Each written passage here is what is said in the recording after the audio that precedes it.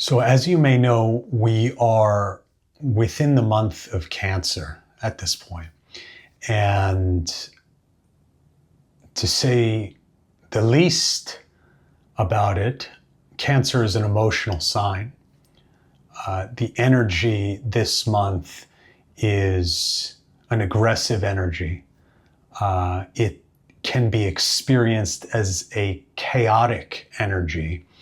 And it can be a time of year where, just generally speaking, in these weeks, there's a lot that feels like it's coming at us from all different directions. So, to set the stage, perhaps many of us feel it already, we feel like we're dealing with a lot. We feel like there's a lot happening, perhaps a lot of pressure, again, coming at us from all different areas in our lives. Correspondingly, we know that when that sort of intense energy surrounds us, there exists a tremendous opportunity for us to rise above. And the backdrop of that opportunity is really encapsulated, generally speaking, in the energy of this week. So this week we have portion Balak. And I think that I'd like to share two general ideas and teachings that I've studied this week that have really resonated with me and best encapsulate the experience and the energy of this week, and also Kabbalistic secrets, subtle ways of things to be aware of in this week that can enable us to really take advantage of what's available, of the circumstances and of the energy. So in the portion of this week, and this is explained more thoroughly in the Zohar, there's this individual named Balak who is a king of a group of people who decides that he wants to destroy the Israelites or take them down. And to aid in his efforts, he enlists the help of an individual named Bilaam, who actually happens to be a prophet of sorts, or a sorcerer who could see things. And so it's explained, and again, the Zohar provides for a deeper explanation of this concept and of the nuance. It's explained that at first Balak asks Bilam to join him in this escapade to take down the Israelites. So he sends people to ask whether Bilam will participate. And Bilam is asked, and then ultimately takes that question to the Creator and asks the Creator, well, I've been asked by Balak to participate in this coup to take down the Israelites. Should I participate? Asks the light. And the message that he receives back is, no, you should not participate in this activity. It is negative. You should not go. So he says no. And again, Balak, after a bit of time, sends another group of people, this time some higher level people, more perhaps impressive people, to ask whether or not Bilam will join in this coup to destroy the Israelites, this attempt. And so once again, the people ask Bilam, and Bilam turns to the Creator and again asks, well, Creator, should I participate in this? Should I go with Balak? And this time, the answer that he receives from the Creator is effectively yes, go. Now, the amount of depth contained in this situation moves me as a student of the wisdom of Kabbalah, and as a student of spirituality broadly, because what we're dealing with is such a fine nuance. And so let's take this example down into our lives practically and really dig through it and understand what's going on here and what is the secret here that is being revealed and pointed out by the Zohar.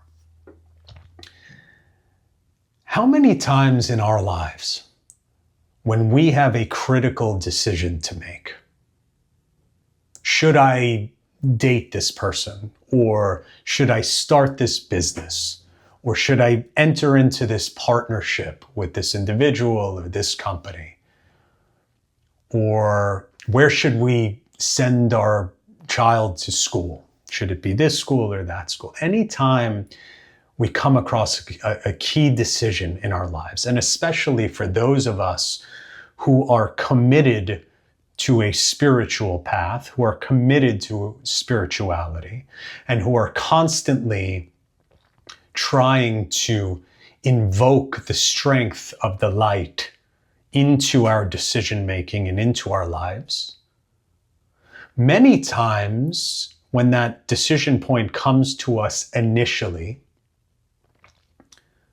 we will go to the light, we will pray, we will pause, we won't be impulsive as to making a decision. We'll actually allow space and pose the question to above as to what we should do. You know, sometimes that could manifest as, you know, God, give me a message, give me a sign. You know, I remember as a kid, right? Have lightning strike if I'm meant to do this or that, right? It's give me a sign, give me a message. And as we become more and more in tune spiritually and learn to trust in that dialogue with the light, we actually do get messages, we get inspiration, we get insights, we receive what feels like this knowing that comes, that emerges somehow, whether that emergence is through something happening externally that we've asked be a sign, or sometimes it just emerges and comes from within. But we come to trust this process and lean on it a lot of times when an initial decision point comes up in our lives. But let's go deeper, because this is really what we see in this example with Bilaam. What happens when we invoke the Creator's help or the light's assistance in helping us make the decision or guiding us in a certain direction, one way or another? And then one of two things happens. Either number one, like with Bilaam, we get an answer, or we establish this knowing that really goes against what we actually wanted. That could be example number one. Or secondarily, what if we asked for a sign, we asked for knowing, and we don't receive anything in the amount of time that we had hoped we would?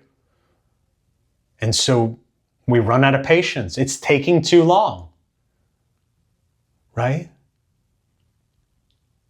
And so what do? We ask again, or maybe this time we say, forget the original sign I asked for, now I'm going to ask for this sign, right? Or we ask again, like in the case of Bilaam, because the answer that we received in terms of the guidance and the direction was not the one we wanted. And so in that moment, we ask again, because what are we actually doing? We're asserting our own control over the process. We're overriding the fact that we just asked the light to offer us guidance and truth. The message, the answer that we got was not the one we wanted. When we actually asked, should I be with this person? Should I enter into a partnership with this person? We had already predetermined what we wanted that answer to be. And so performatively, we prayed, we asked the light, but we knew what the answer is that we wanted to receive. And when we received the opposite answer, we ask again. And maybe we change the rules a little bit in terms of how we're going to receive that answer. How many of us can relate to this in our lives? I mean, things like this happen all the time. And by the way, especially for those of us who prioritize spirituality, who prioritize the wisdom, who prioritize self-improvement, who prioritize getting closer to truth and getting closer to the light. To the extent that we can only be satisfied or only feel good when we're getting the answer that we wanted to hear in the first place, we must know that the question at the outset was really coming from the body consciousness. It was coming from the ego. We didn't want the truth. We didn't want the truth. We wanted what we wanted. And as we know, there cannot be light. There, in fact, can only be negativity in approaching a decision point from that perspective. And that negativity can manifest relatively immediately after making a decision from the place of ego or acting upon that ego consciousness, or it can take time. But it cannot be infinite. And the challenge is when we're asking because we know what the answer is that we want to receive already, we can't, if we get a response that goes against what we had hoped for, we can't see beyond it. We can't see into the future. We're limited by the five senses. So the Creator, the light, in giving us the response, the one that we didn't want, is likely protecting us from a partnership that could go horribly wrong, or from something just around the corner that we may not be able to see, or something perhaps in 2-3 years that the whole thing completely blows up. But we've already made up our mind. This is nuanced. And it is deep, and this is what the Zohar speaks about as a significant element to the portion of this week and to the energy of this week. Where in our lives have we already predetermined the answer that the light should be giving to us? Where are we fooling ourselves into asking for support from above? Which is the right approach, but only if it's true. Only if we do it while completely releasing attachment to what that response is and to what that guidance is that we receive. We must be completely open to what we receive in return and be willing to decide upon it and to act upon it if we're asking the question in the first place. Otherwise, we're coming from and manifesting negativity. We're working against the light, not with it, in truth. And so that's teaching number one that I've been studying deeply in this week. When we ask, we must be open to what we receive from above. If we're asking for direction, we're asking for alignment, and we receive a blessing of being able to hear from above and being able to establish a knowing, we must override that which we think we want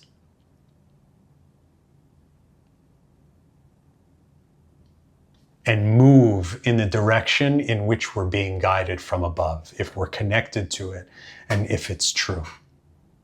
So let us be aware of those decisions this week in our lives. And when we ask, let's ask from truth. Not this performative, asking because we feel like it's the spiritual thing to do, but meanwhile we've already made up our mind. This is the lesson we learn from Bilaam asking twice. He asked the second time because the first time he didn't get the answer he wanted. He wanted the association with the more elevated people that came to ask him the second time, with the king and Balak. He wanted that association. He was coming from ego. So when the first time the Creator told him, don't go, it's not the answer he wanted. So he asked again. It's a very deep, nuanced secret that underpins the energy of this week. So let's examine that within our own experience. The second concept that strikes deeply is a concept actually that Michael Berg spoke about in a lecture in years past that I was fortunate enough to study this week.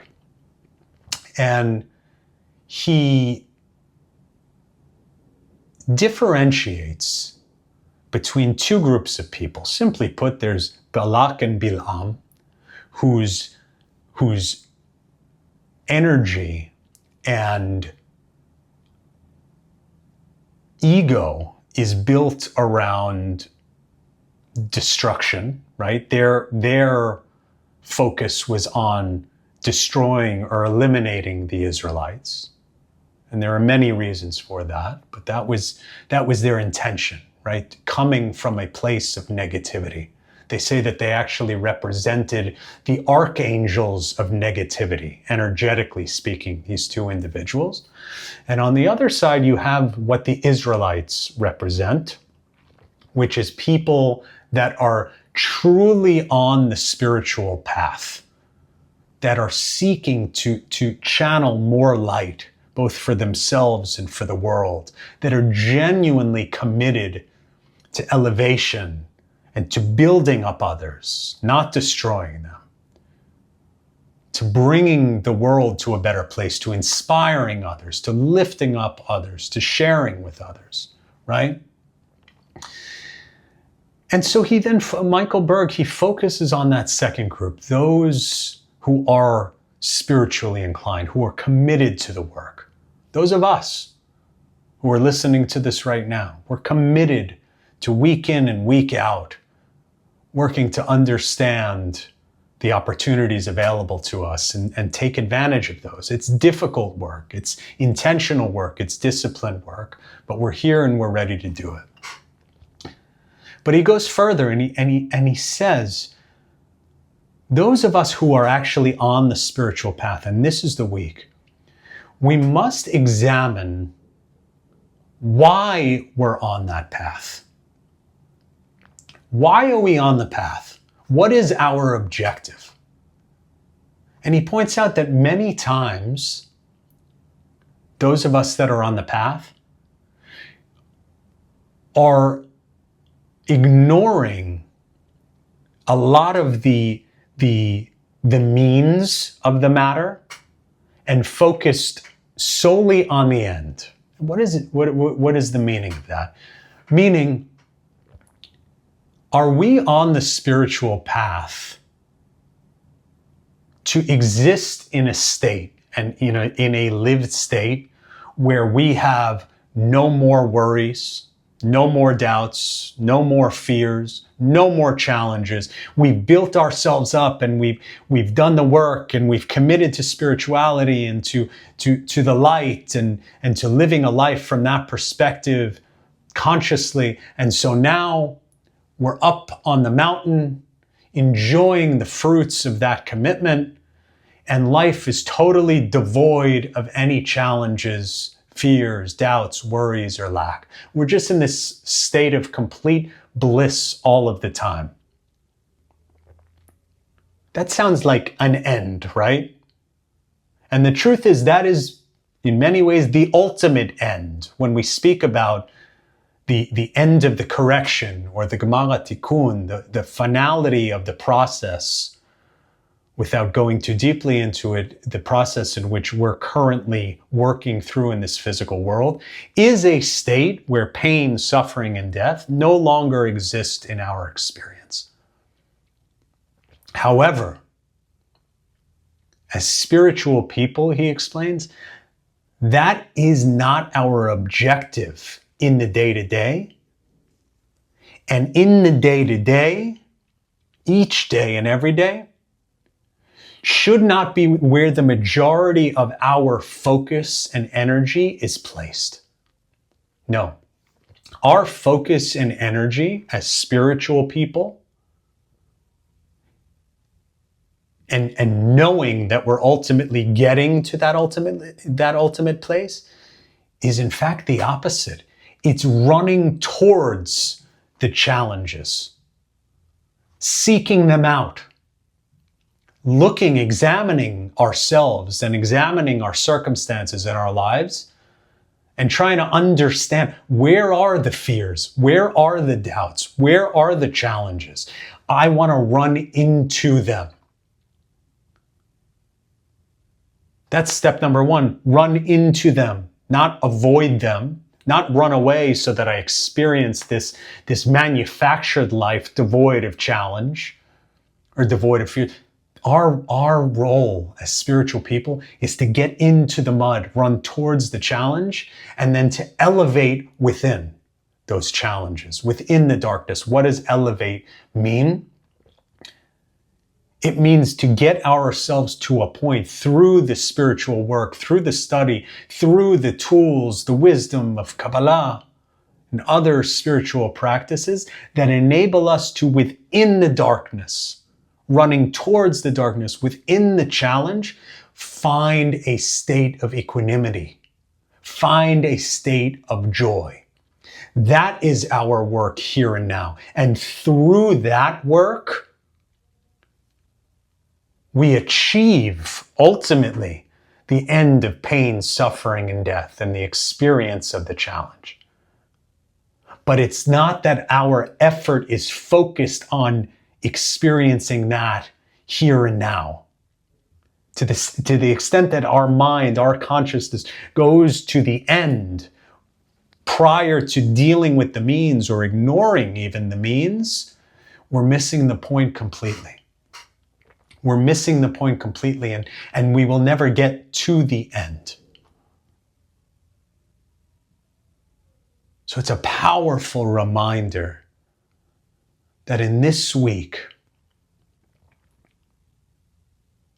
we have to double down with all of the chaos of the month of Cancer surrounding us, and the rapid fire energy and the fluidity of it.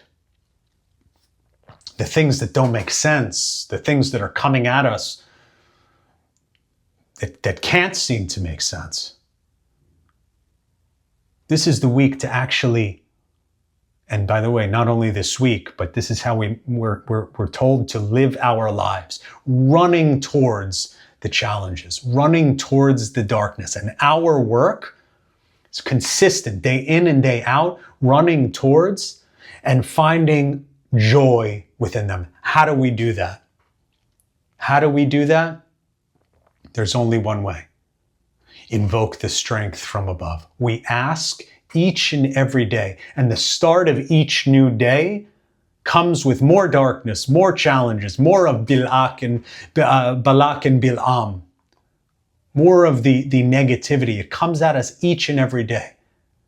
Our work is to run towards it and ask each and every day, at the start of each and every day, for the strength, because it's beyond logic, it's beyond human the human mind. It's beyond rationality. It's beyond our physical capability in this world. We must ask for strength from above to rise above, to transcend the challenge, the experience of that challenge, to find and to connect to joy.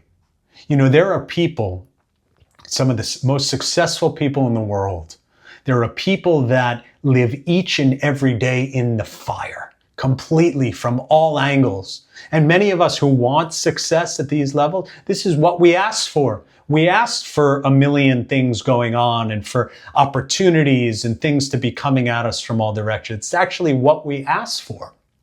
The most successful people in the world can live amidst all of these burning fires at any one time, but rise to that level of equanimity and joy within it, for the appreciation for all of it, knowing that this ability to transcend the experience of chaos and the experience of negativity and challenge, to transcend it and experience it, but live through it with joy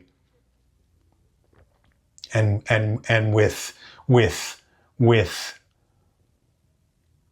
level-headedness and this sense of equanimity. This is what we're after. And this is the week to double down on this. Ask for the strength. It only comes through the strength from above, our ability to do that. So let's ask for it. It's a great week with a lot of heavy energy. But with that, as we know, comes a tremendous amount of opportunity. Let's have a great rest of the week. And I look forward to seeing you next week.